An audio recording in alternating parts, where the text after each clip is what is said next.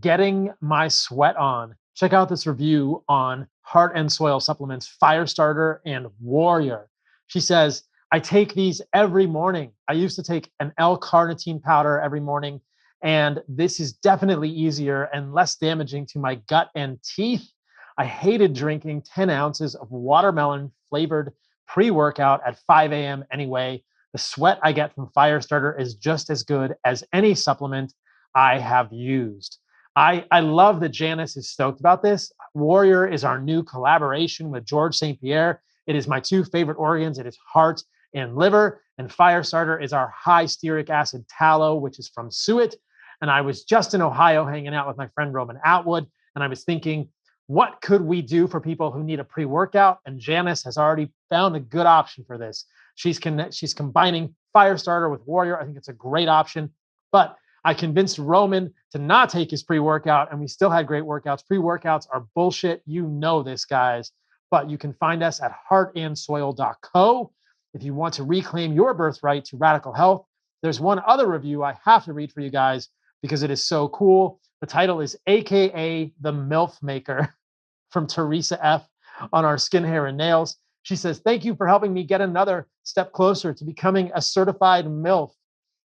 I'm also using Firestarter with Skin, Hair, and Nails, and I notice I have much less junk food cravings. This is big for me because I'm a pothead as well as a parent and working professional, and the munchies are just a part of life, but I'm able to direct that hunger to protein-rich meats and organs and be totally satisfied with everything. My hormonal breakouts along my jawline are gone, sweet cravings are silenced, and I have steady energy to help me get new PRs at my CrossFit gym. I feel great.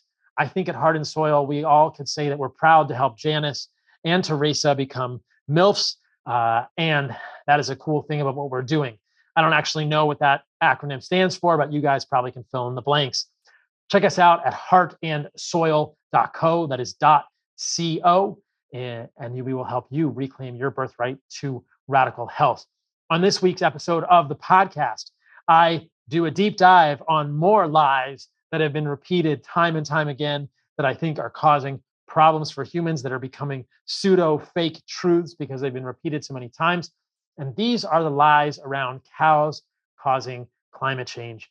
I have struggled in the past to make this sexy. As important as it seems to be, I think it's difficult to get people interested in this topic. So I just did a simple Paul breakdown on this topic. It's just me talking about it. I'm going to take you guys through all of the arguments as to why cows are not causing climate change. And I think you'll see a lot of interesting stuff in this podcast that will give you a perspective on what is going on here and help you make informed decisions and also help you educate those around you, because so many people are misled on this topic. On to the podcast. Hope you enjoy this one. Let me know what you think. If you repeat a lie enough times, it becomes the truth. I began last week's podcast with this paraphrase of Joseph Goebbels, the Nazi Third Reich Minister of Propaganda.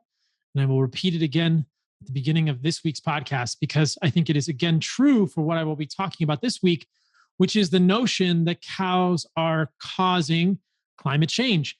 This was a comment I received on a recent Instagram post.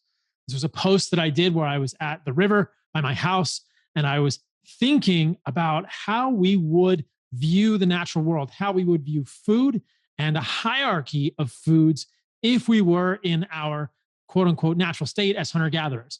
And the comment somebody made was, this guy is still living in 10 BC. We know now we have better sources of food that don't cause climate change, like red meat. And I thought, okay, this is bullshit. This is propaganda. This is a lie that has been repeated so often, or at least an incomplete partial truth. We need to set the record straight here. But as is so often the case, this is what we hear day in and day out on the news, on websites. I'm listening to an audiobook right now. I'm listening to Project Hail Mary audiobook, which is a book about a guy who goes into space. And even in that book, there are peppered little snippets of the notion that humans are causing climate change, which is a whole separate issue that I will touch on briefly at the end of this podcast, and that cows, carbon dioxide from humans, is the main driver of climate change. So that is a whole separate issue. The main point of this podcast is to discuss the notion that CO2, or more specifically methane, CH4, from ruminants like cows, bison, etc., is a major driver or even a significant driver of human-caused climate change. There are a lot of assumptions that have to be made to even have this discussion, but I will make those assumptions. And then at the end, I will question those assumptions briefly. Before I get started into this podcast, I want to share a couple of important pieces of information, though. This is really cool. I just saw this. It came out 2 or 3 days ago from when I'm recording this. The federal court sends the EPA back to work on glyphosate cancer finding. So this is great news for those of us who are concerned about glyphosate. This is why I don't use glyphosate containing honey, and I work hard to avoid that. Federal Appeals Court scrapped a 2020 EPA finding on the human health impacts of a chemical at the center of a pending Supreme Court petition on cancer risk from the popular Roundup weed killer. The opinion from the Ninth Circuit U.S. Court sends EPA back to work on its 2020 decision that glyphosate, the active ingredient in Roundup, does not present, quote unquote, any reasonable risk to man or the environment. So the EPA is being questioned here. And I think that the notion from 2020, the EPA said that glyphosate has no reasonable risk to man or the environment is bullshit, okay? So this is really good news for hopefully our food supply, for workers on farms, et cetera. Now, in the spirit of the notion that we are pushing back against propaganda and we are trying to be aware of places where we have been brainwashed, consider this YouTube clip. This is one of my favorites. This is Why the Majority is Always Wrong from Paul Rulkens. You can find this at the TED Talk. I'll play the first few minutes. I'm playing this at 1.5 speed because I can't listen to anything at normal speed. I think this will sound normal speed to you, or at least similar to the speed of my voice. Nobody talks as slow as I hear people on YouTube talking. I can't listen to it. But anyway, listen to the first few minutes of this. I think it's pretty cool. I will screen share for those who are watching on YouTube. In 1942, Albert Einstein was teaching at Oxford University. And one day, he just gave an exam of physics to his senior class of physics students. And he was walking on the campus with his assistant. And all of a sudden, the assistant looked at Albert Einstein and said, Dr. Einstein, this exam which you just gave to the senior class of physics students, isn't that exactly the same exam you gave to exactly the same class 1 year ago? Yeah, said Albert Einstein, it's exactly the same. But Dr. Einstein, how could you possibly do that? The assistant said. Well, said Einstein, the answers have changed. The answers have changed. In other words, what is true for 1942 is even more true for today. We live in a world where the questions might be the same, but the answers have changed. In other words, what has got you here will no longer get you there. And if you want to have results that you've never had before, well, you need to start doing things you've never done before. Now, the key question for today is, of course, is there a method to the madness?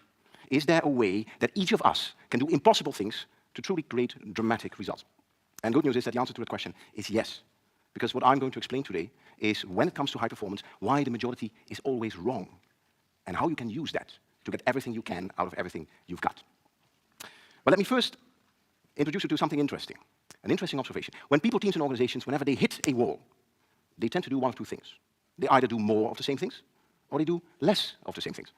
But what you very seldom see is that they start to do different things instead. And it's interesting, if you look at the data, approximately 3% of people are inclined to even do different things. And the remaining 97% continues to smash into the wall, like some kind of crazy energy bunny on steroids. And why is that? Why is that? And to understand what's going on here, we need to ask ourselves another question. And the question we need to ask ourselves is, what is the purpose of thinking? So this was an important point that I wanted to highlight at the beginning of this podcast as well. 97% of people, and I actually emailed Paul Rulkens, the guy that did this talk, and found the psychological research done, I believe at Yale or somewhere, that he's referring to. But when people encounter a problem, whether it's climate change or the notion of climate change, whether it's an autoimmune disease in Western medicine, whether it's the question of cardiovascular disease and its cause, 97% of people either do more of the same thing or less of the same thing when they encounter a problem. But 3% of people, interestingly, try something different. I thought this was a great metaphor for Western medicine and the way that we approach the treatment of diseases in Western medicine. I believe that the majority of people in Western medicine, the way that we treat illness in Western medicine is to do more or less of the same thing. We either give more drugs or less drugs, or we change the drugs in Western medicine. We never do something different. And I think this is so fascinating and a real insight into why the majority is usually wrong. Only 3% of people are really programmed to be disruptors. And this can mean that we're wrong, but I would like to think that sometimes I sneak into that 3%. And maybe you do too if you're watching this podcast or listening to this podcast, that we have to think outside the box and think of new ways to do things, which is why I'm so interested in using food as a lever to reverse chronic illness, whether it's inflammatory, autoimmune, cardiovascular, et cetera, obesity, diabetes, insulin resistance, metabolic dysfunction. But what stands in the way of those sort of progressions are the topic that I talked about last week on the podcast, which is the value or danger of LDL in the human body and why I don't worry about LDL in my body because I'm insulin sensitive. And then these insidious arguments that red meat is bad for the environment. When in fact, I believe red meat is the finest food for humans on the planet that we have at this moment in so many ways. And we don't have necessarily a lack of calories for humans on this planet. We have a lack of nutrients. That is a pearl that I gleaned from my conversation with Diana Rogers on a previous podcast here. You can feed the world a bunch of garbage grains and Soylent Green, but what we need to feed people to make healthier humans is more nutrient-rich food. You don't get nutrient-rich food from grains. We know this. If you feed people a bunch of rice or corn or millet, they get very, very sick because they are nutrient poor. They are nutrient deprived. We need to feed the developing world meat. So we need to understand how to scale that. But again, the conversation always comes back to, but we know red meat is causing climate change. That was why I wanted to talk about it in this podcast. So as I said at the beginning of this podcast, I will make two important assumptions as I begin this podcast, and then I will question those assumptions at the end of the podcast. Let's assume that climate change is happening and that human-caused carbon dioxide emissions are playing a role in that climate change for the purposes of the beginning of this discussion. And let's assume that carbon dioxide is a powerful or an important greenhouse gas to consider in the climate changing of the earth. This is the mainstream perspective on climate change. Human-caused CO2 emissions from a variety of sources, not just cows, industry, et cetera, electricity. Most people would point to cows as a problem. Very few people understand that agriculture for plants also has a contribution to CO2, so I'll get into that in a moment. But let's assume that I'm taking the mainstream overall paradigm belief at the beginning of this podcast and saying, okay, climate change is happening. Human-caused carbon dioxide is contributing to that.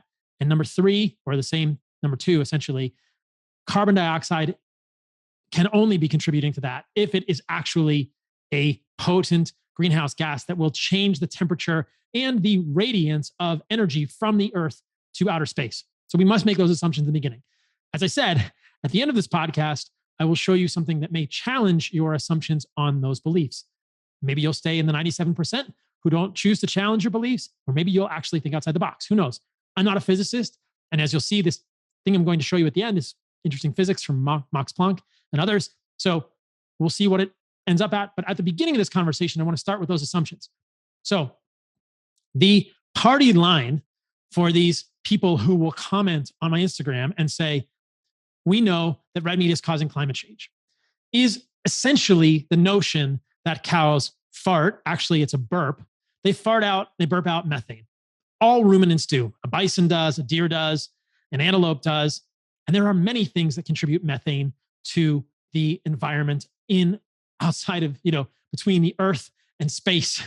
And that is important because methane is a greenhouse gas. Now, one thing to consider from the very beginning of this podcast is that without greenhouse gases, the surface of the earth would always be around the freezing temperature of water or perhaps colder. So we need some greenhouse gases. And there are multiple greenhouse gases besides methane. There's carbon dioxide, there's nitrogen. Water is a greenhouse gas, meaning it has some sort of an insulating effect. Again, at the end of this podcast, I will show you some very interesting physics that suggest that actually point to perhaps the true greenhouse gas nature of carbon dioxide. But for purposes of this current discussion, let's assume that carbon dioxide is having a significant effect and that increasing carbon dioxide levels in parts per million, which we know has been happening recently from 285 parts per million to around 415 plus parts per million over the last 50 to 60 years. That's very difficult to debate in the Earth's atmosphere. That's been happening. We can see the Keeling curve from Scripps Institute in San Diego, that carbon dioxide has some sort of a greenhouse gas effect. So let's look at the actual amount of carbon dioxide equivalents that cows represent relative to other contributors in the United States. I think we begin the conversation with the United States, then we can expand the conversation to the world. But if we're going to say the cows are contributing to climate change, let's start at home in the United States and understand what we can control in terms of US policies. Presumably, we can't control how China raises their cattle or how China controls their carbon dioxide emissions. We can't control what Greenland or Iceland or Australia or New Zealand does. Those are not even our countries. So let's start at home in the United States and understand what our actual relative contributions are from various sources. In order to do that, I will use a graphic from my book, The Carnivore Code, but as you'll see here at the bottom, this is from the US Environmental Protection Agency. You can find this. This is a 2016 report on an inventory of US greenhouse gas emissions and sinks. And you can find that all here if you don't believe the reference. So here is the relative contributions. And this is total US greenhouse gas emissions. Okay. Now, electricity generation responsible for 30.3% of greenhouse gas, GHG emissions. Transportation, another 26.4. Industry, 21.3. So clearly, the biggest three contributors that are anthropogenic, human-caused, because I'll show you the carbon cycle in a moment, and you'll see that the Earth is actually cycling many of these greenhouse gases. But the biggest contributors to greenhouse gas emissions in the United States were industry, electricity generation, et cetera, transportation, which probably includes cars, but also planes, and electricity generation. Massive. Add commercial and residential, and you have essentially more than 90% of US greenhouse gas emissions, and you haven't even gotten to agriculture or livestock yet. Agricultural crops. This is plant-based agriculture, which is the supposed alternative to red meat, is 5.2% or was 5.2% according to this EPA report. And then livestock was 3.7%, the lowest contribution. And of that 3.7%, beef was 1.9%. Tell me again how red meat is causing climate change when they're 1.9% of US greenhouse gas emissions according to this EPA report. Okay, so that nobody is debating that cows burp methane, but how much methane relative to other sources? And it should be noted that in this graphic, this methane is converted to carbon dioxide equivalents or greenhouse gas equivalents because methane eventually becomes carbon dioxide in the atmosphere. But if you look at that, it's important to understand the relative contribution of ruminants in the United States from an EPA report. And it's important to understand that contribution is small relative to industry, electricity generation, and transportation. Okay, so if we wiped out all cattle from the planet, they would produce less greenhouse gases. Let's start in the United States, excuse me. If we wiped out all cattle from the United States, they would produce less greenhouse gases. But presumably we'd need more calories, that would be nutrient poor calories, to feed people, and we would have to increase the agriculture. So there is really no magical math that can happen here. You can wipe out all of these cows from the United States. That will reduce this 1.9%. But presumably that's going to go over here to the agricultural crops, which also produce greenhouse gases, or into these other pigs, chickens, et cetera, these other things which we're going to feed people. So where is the magical math that these red meat haters would suggest will magically solve our climate problems? The other thing to consider is that the tilling of land reduces carbon dioxide into the atmosphere. So if you are going to raise more crops in a monocrop agriculture manner, not only are you going to destroy ecosystems where those crops are grown, you are going to release more carbon dioxide from the earth into the atmosphere. So red meat causes climate change in the same way that your broccoli causes climate change. There is no way out of this. We need to feed humans, unless this person is part of an anti-human cult that believes we should all just commit ritual suicide and remove ourselves from the planet. I think there's a much better way to move forward when we look at the relative contributions of that carbon dioxide. Now, it's also important to understand that cows exist as part of what is called a carbon cycle, that carbon has been cycling within the atmosphere of the earth for billions of years. So this is what you get when you search the carbon cycle. I pulled up some of the most instructive images that I think will help talk about this. So you can see here, this is the actual numbers. So the red numbers are flux, and the blue numbers, I believe, are sinks, or at least this is a sink and this is a sink. So we're looking at vegetation. Vegetation stores, these is in billions of metric tons, 610 soils, 1580. These are storage amounts of carbon dioxide. The oceans have 39,000. You can see there's a global carbon cycle. Carbon dioxide is released from the ocean. Carbon dioxide goes back into the ocean. Now, photosynthesis pulls carbon dioxide out of the atmosphere into plants. Plants also have respiration. The soil respires and actually releases some carbon dioxide back into the soil. Land use moves 1.6 into the atmosphere, and fossil fuels move 6.3. Very small amounts. I'm not saying fossil fuels are a good thing necessarily, though there are arguments on both sides of that. Fossil fuels and land use, presumably that includes cows as well, are small contributions to the greater cycle. Well, some people would say, okay, but those small contributions are causing climate change. Okay, let's go to this one, which, as you can see, is from NASA. If you see here, there is this one here that I pulled from NASA. I think this is the best carbon cycle graphic because it's clear that the red numbers here are flows. This is in petagrams. So thankfully they're using metric here, which is 10 to the 15th grams of carbon. And there's a pool and there are fluxes. So the Earth's crust has 100 million petagrams. Fossil fuels, 5,000 to 10,000 petagrams. The soils have 1,500 petagrams of carbon, meaning if you till the soils, you're releasing carbon in the atmosphere. This is this soil respiration and decomposition. That number, they say, is 58 petagrams going into the atmosphere every year, relative to the burning of fossil fuels, which is 7.7. Now, I don't think we should be burning particulate fossil fuels. I don't want to live in Beijing or Tokyo and breathe that air, but this is just talking about carbon dioxide. Volcanoes, a very small amount. Photosynthesis fluxing into plants, plants storing 560 petagrams. Deforestation and land use change, 1.1 petagrams going up. And just for the record, deforestation is not caused by cows. Deforestation is generally in Central America and South America caused by farmers who use cows to clear the land that they want to plant soy on, because if you clear the land in these parts of the developing world, the land is yours. So the land is not cleared for cows. The cows are brought in to help clear the land, and then the land is used to plant soy.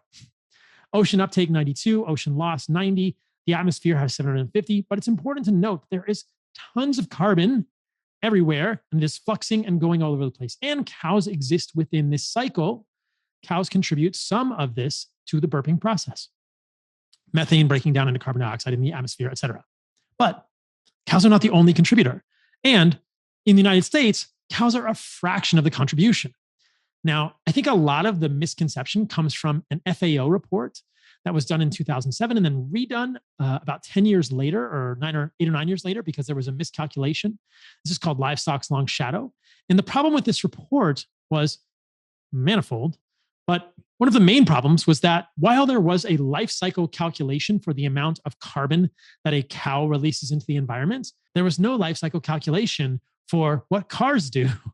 And what was done was they compared worldwide, as a percentage of anthropogenic carbon dioxide emissions, they compared the amount of carbon dioxide from a full life cycle of a cow, meaning how much it produces in methane, how much carbon dioxide is produced from all of the land, all the equipment that is used to move the cows around, their entire life cycle, to what comes out of the tailpipe of a car. Well, we know that there's more carbon dioxide that can be attributed to a car than just what comes out of its tailpipe. Well, what about the carbon dioxide needed to make the roads that you drive the car? And what about the carbon dioxide needed to run the electricity for the plant that made the car, et cetera, et cetera? We know that electricity generation is one of the most significant contributors to carbon dioxide emissions, but that electricity generation to make the car was not accounted for in any of the life cycle analyses for cars. So the FAO was comparing apples to oranges. They were comparing a full life cycle for cattle, which we have done, and we know very clearly what cattle produce. They were comparing that to what was done just out of the tailpipe of an automobile. That doesn't sound like a fair comparison. And so they had to redo it when these oversights were pointed out. Yet, plant-based advocates will be very quick to point out that, oh, cows are a huge contributor. They contribute as much as transportation. False. And they contribute that methane as part of a cycle. This is not new carbon. Remember that the carbon produced from the back of an automobile is carbon that has been freed from the fossil fuels in the environment and is new carbon going into the atmosphere, whereas the methane coming out of a cow's mouth was carbohydrates in the grass and plants that the cows ate that was fixed from the environment. So every bit of methane that comes out of a cow went into the ground and into plants before it came out of a cow. It's not newly created carbon dioxide. It's carbon dioxide that is part of the carbon cycle. Tell me again how cows, the most nutritious foods for humans, are causing climate change. I also found this very interesting data from the Northeastern Organic Farming Association. I need to confirm the actual location of this graphic, but this graphic is reflecting variations in annual changes in atmospheric methane concentrations from 1983 to 2009. Obviously, from 1983 to 2009, there are now more cows, more ruminants being farmed, but you can see here in parts per billion, the amount of methane has cycled all over the place and has actually gone down. The last recorded reading here was 2009. There was really no association between the number of cattle or cattle production and the amount of methane in the environment. So again, to suggest that cows burping are creating a significant contribution to the methane in the environment is a pretty shaky position to take, yet Bill Gates wants to do it over and over and over as if it's canon. If you repeat a lie enough times, it becomes truth. It's just, I don't understand why more people are not questioning these issues and why more people are not actually doing the research for themselves. And I cannot imagine, though I could be wrong, that the person who made that Instagram comment has actually thought about any of these issues. I would think it's much more likely they are just regurgitating something they read on a mainstream news website, or more likely watched on a mainstream news website, because let's be honest, how many people read today? So let's go a little deeper down the rabbit hole and consider this historical evidence. So this is historic pre-European settlement, present-day contribution of wild ruminants to enteric methane emissions in the United States.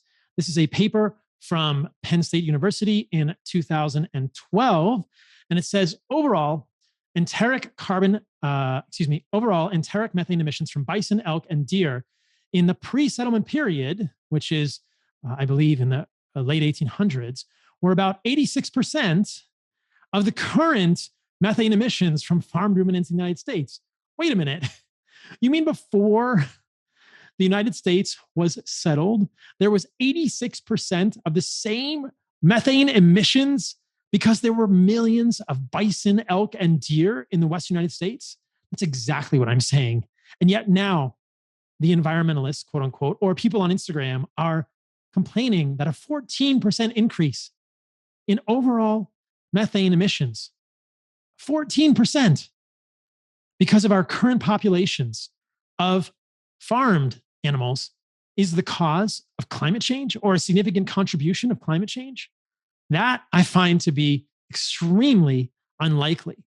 And if we look at this, the amount of carbon dioxide in the atmosphere in 1860 was significantly lower than it is today. And yet we are expected to believe, without questioning so often, that that amount of carbon dioxide in the atmosphere is significantly influenced by 14% more methane from cows that are being farmed today. That seems a little far-fetched to me. Let's look at this. Nutritional and greenhouse gas impacts of removing animals from U.S. agriculture. Well, yes, they say that if you remove animals from U.S. agriculture, the greenhouse gas would be decreased. But the problem is that would create a food supply incapable of supporting the U.S.'s population's nutritional requirements. So I can only imagine that this minuscule decrease in greenhouse gas contributions, 1.9%, is worth it to these people for complete nutritional and ecosystems collapse. How would the land regenerate without cows on it to poop and pee? This is what we know. If you've ever seen land that has been monocropped by plants or plant farming, it looks like scorched earth. Nothing grows there after a number of generations of this type of farming because all the nutrients have been removed. They've gone into the plants. Then we need synthetic fertilizer. Oh, wait, that's very hard to get now because of the war with Ukraine, et cetera. And synthetic fertilizer doesn't fully recreate the soil microbiome or the ecosystem's diversity. oh yeah, we have a real problem when we don't put animals on the land. Now, this actually hints at a very important next step, which is, wait a minute, there are multiple ways to raise cattle. Most of what gets vilified is feedlot agriculture for cattle. But also remember that cows only spend 15% of their life in a feedlot. They're not spending their entire life in a feedlot, even those that are feedlot finished, which is something I'm not a fan of. Why feed a cow grains to fatten it up prematurely? Grains that are full of glyphosate, hopefully not as much in the future, grains that are full of other pesticides, grains that are full of mold and mold toxins. If you heard the previous podcast I had done with Evan Brand, you will know that cattle are a contaminant. Cattle are contaminated with mycotoxins because they're fed grains that are moldy. Yet another reason that I don't eat grain-finished cattle. But what happens if you finish a cow on grass? Oh, in that case, you actually have a system in which all of the carbon of the cows goes back into the environment, and the cows are carbon negative. This is the Qantas, General Mills, and White Oak Pastures appraisal life cycle analysis of regenerative grazing at White Oak Pastures. What they found, I'll show you the summary here, is that the net total emissions for the cows raised at White Oak Pastures were negative 3.5, meaning that these cows sequestered more carbon into the soil than they produced. Regenerative agriculture, grass feeding and grass finishing, can easily be carbon negative. And as they reflect here, a Beyond Burger is carbon positive. Soybeans are carbon positive. Pork is carbon positive. Chicken is carbon positive. Okay? Yes. If you compare this to what happens in a traditionally raised cow, they're going to be much more carbon positive than a regeneratively raised cow. But why don't we increase the amount of regenerative agriculture? Why don't we do more grass feeding and grass finishing of cattle if we're really worried about this carbon footprint of this beef? And then we can feed more people incredible, nutritious food. Well, people would say, oh, you can't scale it. Well, bullshit. You definitely can scale it. So it's important to understand something called the Conservation Reserve Program, which is something I will show you guys a study of in one moment. So this is something dealing with the CRP, soil organic matter recovery in semi-arid grasslands, implications for the Conservation Reserve Program. We suggest that 50 years is an adequate time for recovery of active soil organic matter and nutrient availability, but recovery of total soil organic matter pools is a much slower process. Plant population dynamics may play an important role in the recovery of shortgrass steppe ecosystems from disturbance, such that establishment of perennial grasses determines the rate of organic matter recovery. Basically, what they're saying in this paper is that it needs 50 plus years to recover land that has been destroyed from monocrop agriculture. So the US government pays farmers. Hundreds of thousands of acres in the United States are laid fallow, which means there is nothing being grown on them and there are no animals on them because we're not hip to the fact that the animals would regenerate the land faster, because we're just letting the land sit there for 50 plus years to regenerate the damage that has been done with monocrop agriculture. Well, guess what? Farms like White Oak Pastures, Rome Ranch, et cetera, that are doing regenerative can see much acceleration in that return to viability and fecundity of that land when you raise animals on the land. Rome Ranch is outside of Austin, Texas. I've been there a number of times. They have bison, which they took that land, which was destroyed by farming and early settlements and full of all kinds of garbage and very nutrient poor, very carbon poor in the soil. And they improved it year over year over year. I think they've had 7 or 8 years, maybe 9 now. Every year, the amount of carbon in the soil goes up. And you can track this on farms like Rome Ranch or White Oak Pastures because they are grazing bison in a rotational manner, just like they do at White Oak. So this is a graphic from White Oak Pastures showing soil organic matter, soil carbon, and it goes from, over the course of 20 years, it goes from 1% carbon or 1% organic matter to 5% organic matter in the soil. And you better believe that organic matter of 5% in the soil looks like coffee grounds compared to neighboring farms, which look like really weak chocolate milk. And as you've heard me say in the past, for every 1% of organic matter in the soil, it can hold 1 inch of rain in a catastrophic rain event, meaning that the flooding and the erosion will be much lower. That land at White Oak Pastures or at Rome Ranch can hold 3, 4, 5 inches of huge rain before the topsoil gets run off into ecosystems and estuaries. Well, what if your land only has 1% organic matter or less, like most monocrop farms do that are growing plants like most people who are saying red meat causes climate change would want you to grow. 1 inch of rain in a serious rain event, and that soil is off, that topsoil is gone. It's in an estuary, choking and destroying that ecosystem. It's completely a no-brainer. So what I'm saying with regard to the Conservation Reserve Program is if we took all the land that the US government is paying farmers to leave fallow and put cattle on it, we would have much more land to raise regeneratively. People often say you can't scale regenerative, you can't scale grass-fed. Bullshit. It's totally scalable, especially if you use the hundreds of thousands of acres in the Conservation Reserve Program. And what we know about regenerative agriculture is when land gets more organic matter in it, you grow more food. You can put more cattle per square foot onto that land. There are multiple calculations that have been done to show this, like this calculation looking at how much land, how much increase in land we would need to do 100% grass finishing. They estimate a 31% increase if we were going to go to 100% grass finishing. Well, a lot of that 31% could come from the conservation reserve land, and the land that we have being used for cattle now will become more productive if we do grass finishing and grass feeding. And if we did that, we could take all the cows off feedlots, and all the land that is used for feedlots could become regenerated as well. There's plenty of land in the United States to do all grass finishing. This is a consumer-driven process. Consumers don't understand the importance of it, but it is possible in the United States. As I said earlier in this podcast, it's basically impossible to tell other countries what to do with their land. But in the United States, at least, I believe we have enough land to do regenerative grazing, grass finishing of all cattle. And that would sequester more carbon into the soil than the cows produce. But as I tried to illustrate in this podcast, the amount of carbon that even non-grass finished cows put into the environment is negligible. It's very small. It's part of a carbon cycle. It doesn't represent new carbon like emissions from transportation, electricity, et cetera do. And it allows us to make the most nutritious food for humans on the planet. Sounds like a pretty good deal to me. So the notion that red meat, that cows are causing climate change, is incredibly misinformed. Incredibly. And again, that whole discussion leveraged on 2 assumptions that I want to actually call into question now. But before I do that, I want to show one more study that corroborates what I was saying about ruminants reducing the carbon footprint, the role of ruminants in reducing agriculture's carbon footprint in North America. Basically, they say here that we conclude that to ensure long-term sustainability and ecological resilience of agroecosystems, agriculture production should be guided by policies and regenerative management protocols that include ruminant grazing. Putting cows on the land creates good food and makes the land resilient because it creates resilient agroecosystems.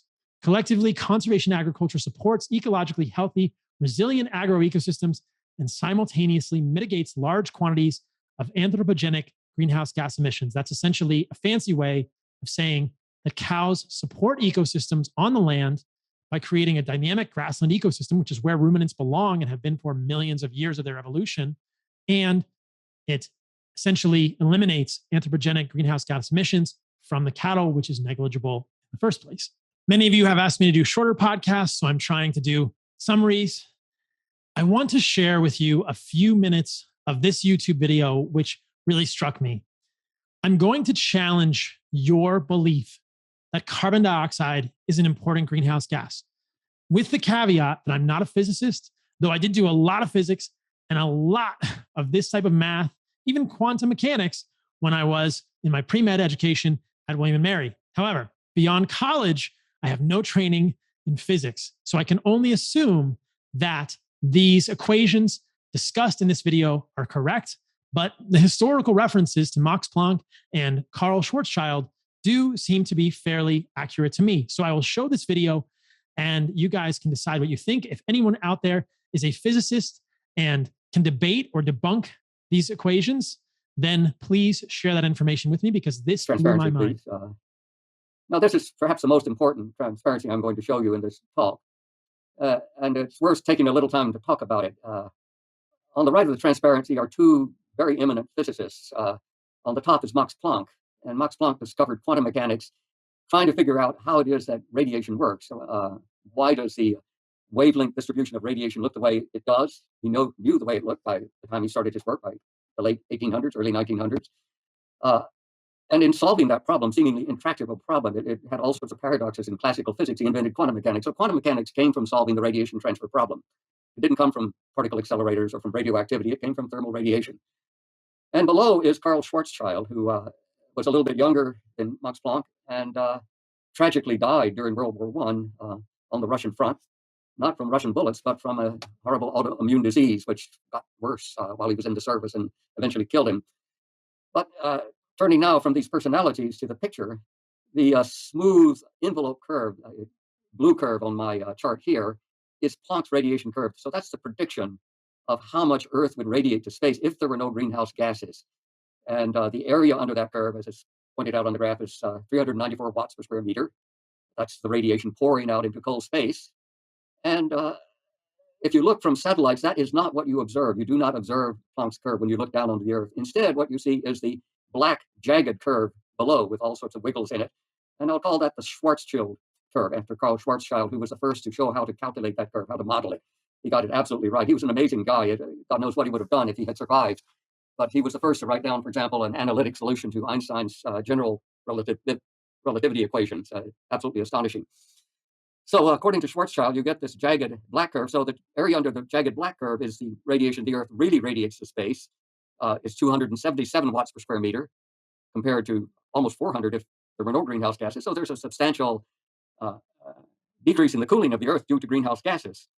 And thank God for that. That's what keeps us warm enough to live on Earth. But the important thing about this is that in addition to the black curve, which is the real radiation from the Earth today, and you look at a satellite picture of this, you can hardly tell the difference between, this is actually a model, but the experimental data looks the same. If you double the CO2 concentrations, you go from the black curve to the red curve. And if you look at the red curve, it hardly differs from the black curve. It's only in the CO2 band where there's a slight difference. And just about everywhere else, it's all the same. And so going from current CO2, a little bit over 400 parts per million, to double that, a little over 800 parts per million, takes you from the black curve to the red curve and decreases the cooling radiation by 274 minus 277, 3 watts per square meter. So think about that. We are talking about giving up our freedoms, giving up our liberty, giving up meat, every pursuit of happiness you can imagine because of the difference between the black and the red curve on this graph. And supposedly this causes a climate emergency. Does this look like an emergency to you? No, it's not an emergency. And if you put in more quantitative details, it's very hard to see how any rational person, with any gray matter left, could consider this to be a climate emergency. I should mention this is a presentation from Dr. William Happer. He's a president emeritus of Princeton University. So that is who is giving the presentation, which you can find on YouTube. The title is CO2 is not a pollutant, exposing the fraud behind global reset and the Green New Deal. Now, be that as it were, for the title, I thought that was a very striking piece of physics, that actually increasing carbon dioxide levels from 400 to 800 parts per million really doesn't have any significant change in the greenhouse effect of carbon dioxide. And you can see that in the irradiance, the amount of heat leaving the Earth is 3 watts per square meter less, 277 to 274. That's a very small amount if we increase that amount of carbon dioxide. Is that even something that is worth changing the amount of meat that we eat for? I would say absolutely not. And not even close to that when we think about the impacts of other things like the nutritional considerations with red meat. The other thing to consider about carbon dioxide is this. Carbon dioxide helps plants grow. The Earth is greener today than it has been in the past. I know this has been repeated many times. This is an experiment showing that at ambient, which during the time of this experiment, which looks to have been in the 1980s based on this gentleman's attire, was 385 parts per million CO2. He then increased the amount of CO2 growing this little Christmas tree thing, 150 plus, 300 plus, 450 plus. And you can see the tree is the greatest height at 835 parts per million carbon dioxide, which isn't surprising when you look at the glacial data for what we consider to be the Earth's atmosphere over the last billions of years, which looks like this. Or this is going back 570 million years before present, to the Cambrian, to the Silurian, to the Devonian. And you can see the blue line is temperature, the purple line is carbon dioxide. And there is really not always a strong correlation. You can see during the Permian, the Triassic, and the Jurassic periods, temperature was high, but carbon dioxide was lower. But carbon dioxide having been as high as 6,000 parts per million at times. And now carbon dioxide being much lower than it has been in any significant amount of time. You can look back 3 to 5 million years ago. Since then, carbon dioxide was much higher, above 2,000 parts per million, et cetera. People would say, oh yeah, humans weren't around then. I get it, but humans can definitely live in 1,200 parts per million carbon dioxide or something thereabouts. That's what's in most greenhouses because, as you saw, that's what causes plants to grow in the highest manner because plants love carbon dioxide. I'm not saying we should put carbon dioxide in the atmosphere or that we really want our atmosphere to have that much carbon dioxide, just that there's a lot of room to go in the carbon dioxide and that we're looking at a methane contribution from cows, which is minuscule. Do we really think that's the problem here? Now, this gets into broader discussions of overall climate change and whether anthropogenic climate change is a problem. The caveat for all of this is I'm not an environmental scientist. I've done a lot of thinking about this, but again, my knowledge is limited. I just wanted to share with you, guys, those other things which have caused me to question the original assumptions from the get-go, but the majority of this podcast accepted those assumptions. That is the mainstream perspective, though, as we saw from the beginning, a lot of times the majority is always wrong.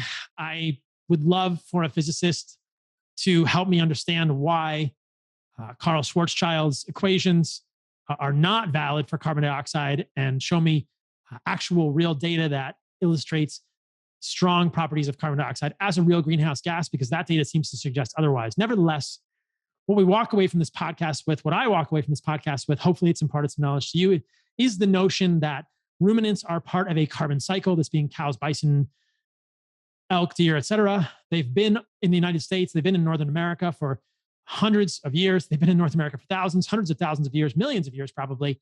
And 86% of the methane from these cattle was probably there in our pre-settlement populations of elk, deer, bison, et cetera.